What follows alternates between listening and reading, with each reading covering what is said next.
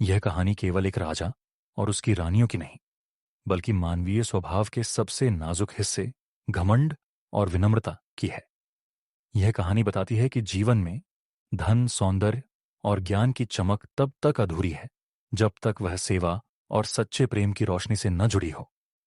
आइए एक भव्य राज्य की यात्रा पर चलें, जहां एक राजा अपनी रानियों को उनके भीतर छुपे दर्प से मुक्त करने का यत्न करता है। स्वर्णपुर राज्य एक समय अपने वैभव और न्यायप्रियता के लिए प्रसिद्ध था। वहां के राजा महावीर सिंह न केवल एक युद्ध कुशल योद्धा थे, बल्कि अत्यंत दयालु और उदार भी थे। वे राज्य की समृद्धि का श्रेय प्रजा के परिश्रम और ईश्वर की कृपा को देते थे। उनके महल में 3 रानियां थीं। रानी चंद्रप्रभा, अनुपम सौंदर्य की मूर्ति, जिन्हें अपनी सुंदरता पर अत्यधिक गर्व था। रानी रत्नप्रभा, स्वर्ण और हीरों की दीवानी, जिन्हें लगता था कि धन ही शक्ति का पर्याय है। रानी विद्याप्रभा, एक अत्यंत विदुषी महिला, परंतु अपने ज्ञान पर अभिमान करना उनका स्वभाव बन चुका था। महल भव्य था, पर उसके भीतर ईर्ष्या, तुलना और अहंकार का विष धीरे धीरे फैल रहा था। हर सुबह रानी चंद्रप्रभा दर्पणों से घिरी रहती। वे नौकरानियों से कहती, मेरे बालों में फूल कुछ और सुशोभित करो, आज मेरी आंखों की चमक और निखरनी चाहिए। वहीं रत्नप्रभा अपने निजी कोठार में बैठी गहनों की गिनती करती रहती। उनका प्रिय संवाद था, जो राजा मेरे लिए हार बनवाता है वह स्वर्णपुर की असली शक्ति है। विद्याप्रभा हर समय ग्रंथों में डूबी रहती।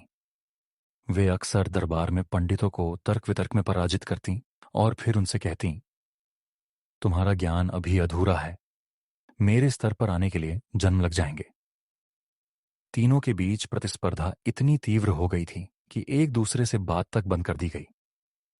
राजा महावीर सिंह का दिल दुखी रहने लगा। वे जानते थे कि उनका कर्तव्य केवल राज्य चलाना नहीं, बल्कि अपने घर में भी संतुलन बनाना है।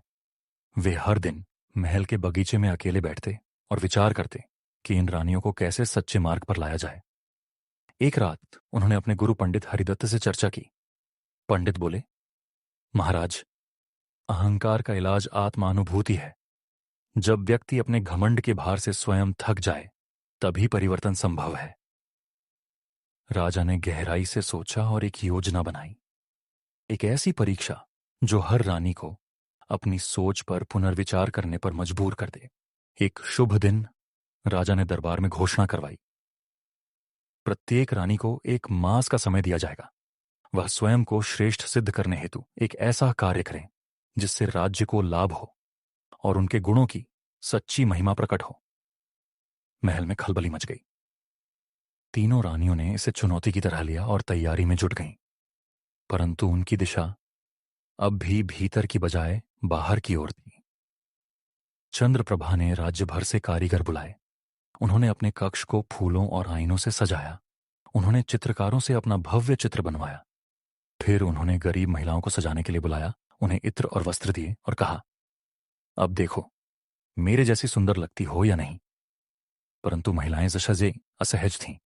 वे बोलीं, रानी मां, सुंदरता पेट नहीं भरती। हमें खेती के लिए मदद चाहिए, न कि साज सज्जा। चंद्रप्रभा को पहली बार किसी ने सीधे शब्दों में यह बात कही, लेकिन उनका घमंड इतनी आसानी से नहीं टूटा। उन्होंने सोचा, राजा जब मेरी सुंदरता देखेंगे तो बाकी सब भूल जाएंगे। रत्नप्रभा ने अपने खजाने खोले। उन्होंने नगर में एक सोने की मूर्ति बनवाई जिसमें उनकी आकृति थी। फिर नगर में घोषणा करवाई कि यह मूर्ति राजा को भेंट होगी। लेकिन जैसे ही वह मूर्ति नगर चौक में स्थापित की गई, गरीब लोगों ने कहा, रानी मां, जब हमारे घरों में दीपक जलाने को तेल नहीं, तो यह सोने की मूर्ति किस काम की। रत्नप्रभा क्रोधित हुई, पर उनके मन में एक विचार जरूर चुभा, क्या धन वास्तव में लोगों की सेवा के बिना मूल्यहीन है। विद्याप्रभा ने पूरे राज्य में एक ज्ञान सभा का आयोजन किया, जहां विद्वानों को बुलाया गया। वे स्वयं मंच पर बैठीं और प्रश्न पूछती रहीं। कई पंडितों को नीचा दिखाया। लोग डरते थे उनसे बहस करने में। एक युवा विद्वान आया। उसने कुछ नहीं कहा, केवल एक श्लोक सुनाया, ज्ञानी वह नहीं जो बोले, ज्ञानी वह है जो मौन रहकर समझे। सभा में मौन छा गया। विद्या प्रभा ने देखा कि उस युवक को सभी सम्मान दे रहे हैं। न उसकी पोशाक में वैभव था, न शब्दों में गर्व। रानी कुछ सोच में पड़ गईं। एक माह बाद राजा ने तीनों रानियों को बुलाया। तीनों ने अपने कार्यों का वर्णन किया। राजा चुपचाप सुनते रहे, फिर बोले, तुम्हारे प्रयास बाहरी थे, अंदरूनी नहीं। सौंदर्य सेवा में न बदला, धन दान में न बदला, ज्ञान विनम्रता में न बदला। राजा ने आदेश दिया, अब से अगले 3 माह तक आप तीनों महल छोड़कर गांवों में रहेंगी, वहां सेवा करेंगी। पर किसी को यह मत बताइए कि आप रानी हैं। सेवा कीजिए, पहचान नहीं। राजा के आदेशानुसार तीनों रानियां सादे वस्त्रों में, बिना किसी शाही पहचान के, अपने अपने गांव की ओर निकल पड़ी। पहली बार वे महलों के वैभव से दूर आम जनजीवन का स्वाद चखने जा रही थीं। चंद्रप्रभा जिस गांव में पहुंची, वहां नाई की बेटी रूपा अपने बूढ़े पिता के साथ रहती थी। उनका घर एक झोपड़ी था और जीवन संघर्षपूर्ण। पहले दिन ही चंद्रप्रभा ने अपने मखमली चप्पल छोड़कर मिट्टी के आंगन में नंगे पैर चलना सीखा। रूपा ने उनसे कहा, अगर यहां रहना है तो पानी भरना, खेत में काम करना और रोटी बनाना आना चाहिए। चंद्रप्रभा ने पहले अनिच्छा दिखाई, पर रोज सुबह सूरज उगने से पहले रूपा के साथ खेतों में जाती, गोबर से आंगन लीपती और बच्चों को नहलाकर बालों में तेल लगाती। गांव की महिलाएं उनकी ओर आकर्षित हुईं, पर उन्हें रानी का अभिमान नहीं दिखा। एक दिन गांव के कुएं पर पानी भरते हुए एक बच्ची ने पूछा, ताई, आप सबसे सुंदर क्यों नहीं बनती? चंद्रप्रभा मुस्कुराई और कहा, अब सुंदरता मुझे लोगों की मुस्कान में दिखती है, शीशे में नहीं।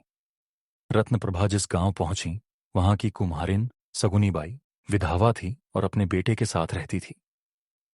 पहले दिन ही सगुनी ने उन्हें एक मिट्टी का ढेला थमाया और कहा, अगर रोटी खानी है तो कुछ गढ़ना भी सीखो। रत्नप्रभा ने अनमने भाव से चाक पर हाथ रखा, पर पहली बार जब उनके अंगूठे मिट्टी में धंसे तो उन्हें जीवन की नमी का अनुभव हुआ। दिन बीतते गए। रत्नप्रभा ने सुंदर बर्तन बनाए, सुराही, दीपक, कटोरी। एक दिन उन्होंने सोचा, मेरे रत्न तो कभी इतने जीवंत नहीं लगे। जब उन्होंने देखा कि गांव में पानी की भारी किल्लत है, तो उन्होंने चुपचाप अपने कुछ गहने भेजे और एक कुआं खुदवाया। उद्घाटन वाले दिन सगुनी बोली, तुमने जो किया वो किसी रानी से भी बड़ा काम है। रत्नप्रभा की आंखें भर आईं। विद्या प्रभा पहुंची एक दूरस्थ गांव में, जहां केवल एक टूटी झोपड़ी में गुरु वाचस्पति, एक वृद्ध शिक्षक रहते थे। बच्चों को पढ़ाते पढ़ाते उनकी आवाज कांपने लगी थी। विद्या प्रभा ने पहले दिन ही एक बालक से श्लोक पूछा, लेकिन वह डर गया और रो पड़ा। गुरु वाचस्पति बोले, ज्ञान भय नहीं, आनंद देना चाहिए। विद्या प्रभा को पहली बार महसूस हुआ कि उन्होंने अपने ज्ञान से दूसरों को दबाया है, सिखाया नहीं। अगले दिन से उन्होंने बच्चों को कहानियां सुनानी शुरू की, चित्रों के माध्यम से पढ़ाना शुरू किया। बच्चे उन्हें विद्याताई कहने लगे। एक दिन एक बच्ची ने कहा, आपकी कहानी में मां जैसी मिठास है। विद्या प्रभा चौंकी। ये सम्मान उन्हें पहले कभी नहीं मिला था। अब उन्हें समझ आया कि असली विद्वता मौन, प्रेम और सरलता में ही है। धीरे धीरे तीनों रानियां बदलने लगीं। उनका व्यवहार, बोलचाल, पोशाक और दृष्टिकोण सब कुछ विनम्र हो गया। अब वे महलों से अधिक गांवों के चौपालों को पसंद करने लगीं। एक दिन चंद्रप्रभा ने नाई की बेटी से पूछा, क्या मैं अब सुंदर लगती हूं? लड़की बोली, अब नहीं, पहले लगती थी, अब तो आप प्यारी लगती हैं। रत्नप्रभा ने मिट्टी के बर्तन में पानी पीते हुए कहा, इस पानी में वही स्वाद है जो मेरी चांदी की सुराही में कभी नहीं था। विद्या प्रभा ने बच्चों के साथ ताली बजाते हुए कहा, अब समझ आया कि मौन श्लोकों से ज्यादा असरदार होते हैं। 3 माह बाद रानी यहां वापस आईं। वे वहीं थीं, परंतु अब बिल्कुल बदल चुकी थीं। राजा ने देखा कि उनकी चाल में विनम्रता, आंखों में करुणा और वाणी में सच्चाई थी। राजा ने उन्हें गले लगाया और बोले, अब आप मेरी रानियां ही नहीं, राज्य की जन्माता है। राज्य में उत्सव मनाया गया। गांवों से लोग आए जिन्होंने रानियों की सेवा देखी थी। अब स्वर्णपुर में एक नया युग प्रारंभ हुआ। रानियां अब राजसभा में बैठतीं, पर घमंड नहीं करतीं। चंद्रप्रभा ने राज्य की कन्याओं के लिए कला विद्यालय खोला। रत्नप्रभा ने निर्धनों के लिए एक स्वास्थ्य निधि शुरू की। विद्याप्रभा ने सरल भाषा में पाठशालाएं आरंभ की। राजा बोले, घमंड जब सेवा में बदलता है तो वह सबसे बड़ा आभूषण बनता है। ये कहानी केवल स्वर्णपुर की नहीं, हर व्यक्ति की है। हम सभी में कभी कभी सौंदर्य, धन या ज्ञान का अभिमान आ ही जाता है, परंतु जब हम सच्चाई और सेवा से जुड़ते हैं तो वही गुण हमें पूजनीय बना देते हैं। घमंड चाहे सौंदर्य का हो, धन का हो या ज्ञान का, अंततः वह मनुष्य को भीतर से खोखला करता है। विनम्रता, सेवा और प्रेम ही वह रास्ता है जो किसी भी आत्मा को दिव्यता की ओर ले जाता है।